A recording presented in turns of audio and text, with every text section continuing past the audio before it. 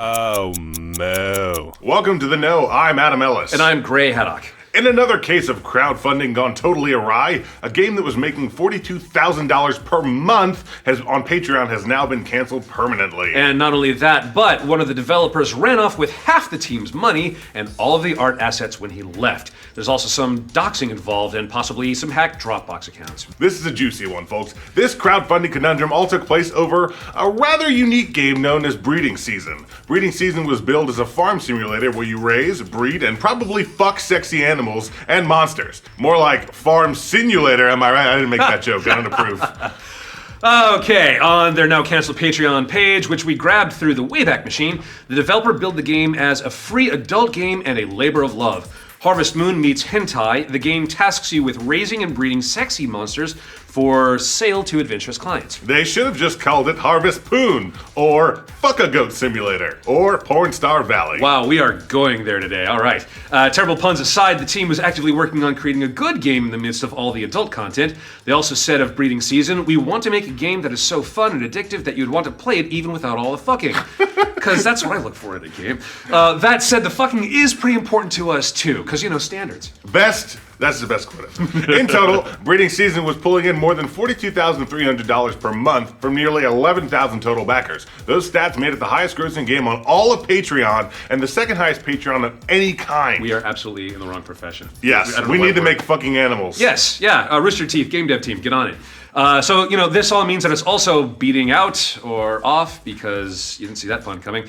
It's beating out Kinda Funny and Kinda Funny games. Hey, Greg Miller, so if you guys want to know how to get more money on Patreon, we've got some new business propositions for you, which I just spoiled by improvising the other joke about a minute ago. If you're surprised that Breeding Season could be pulling down such big numbers on Patreon, it's actually fairly common for adult games to do that on the platform.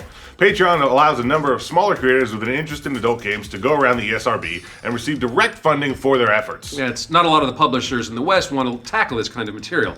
So there's a decently high demand for it, and they found a natural outlet through Patreon.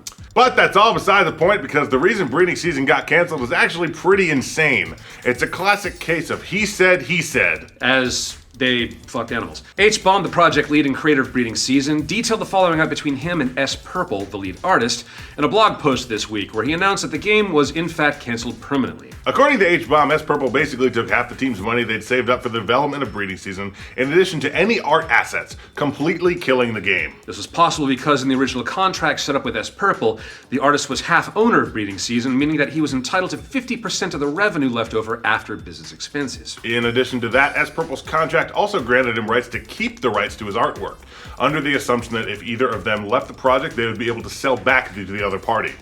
It's a pretty shitty contract for H-Bomb, but a really good one for S. Purple, which is why he was able to run off with most of the money and most of the creative assets.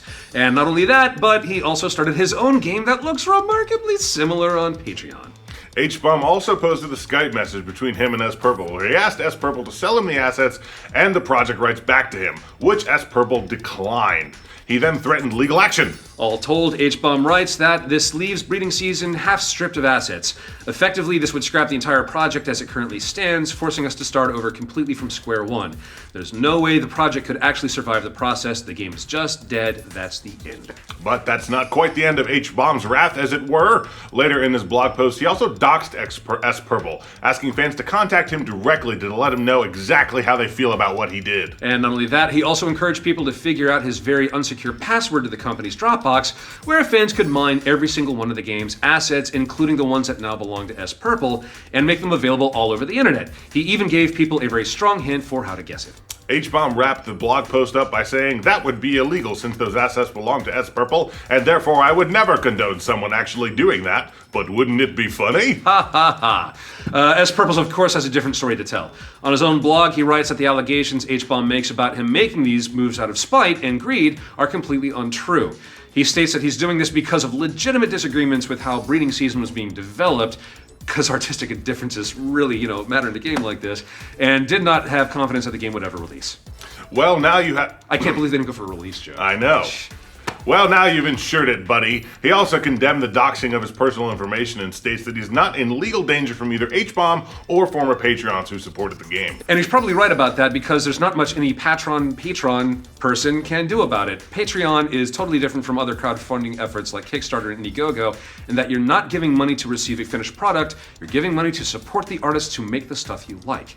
Well, some creators have donations set up monthly. You can also set up donations to be given per video, or if you're a game developer, every significant game update. However, Breeding Season was set up for monthly donations. That's because the alpha was already out and the game was free.